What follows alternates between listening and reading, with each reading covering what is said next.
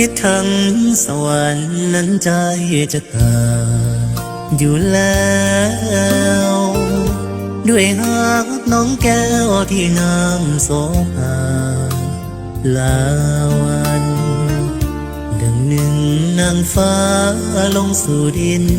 เหมือนว่าเพื่ออินนั้นลงมาปันให้อายนอนฝันถึงน้อง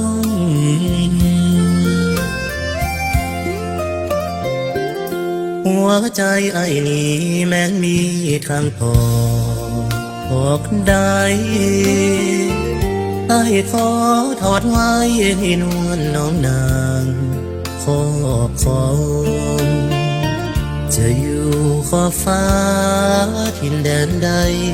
ถึงจะแสนไกลอายก็ต้องกลับมาน้องสักวัน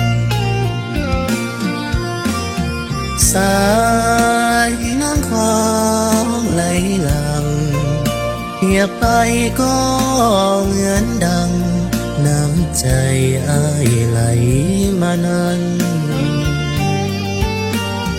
หวัง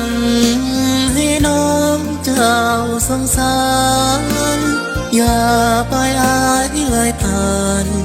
แดนสวรรค์แห่งนี้ไปไกลเวียงจันทร์สวรรค์นั้นไกลกันสุดขอบฟ้าแต่อายจะมาคู่เคียงดวงใจ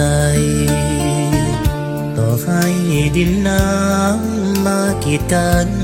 เหี่ยวป่าขาสั้นกันเอาไว้อับยอมคำได้เสมอ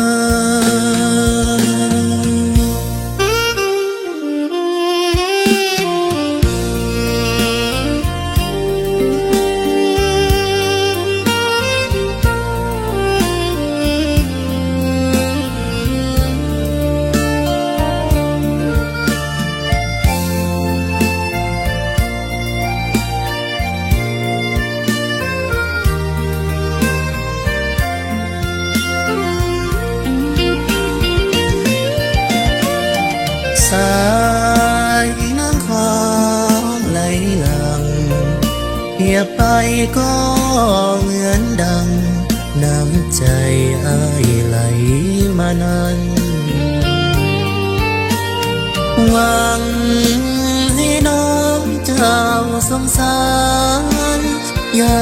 ไปอายเลยผ่านแดนสวรรค์แห่งนี้ไปไกลเวียงจันทร์สวรรค์นั้นไกลกันสุด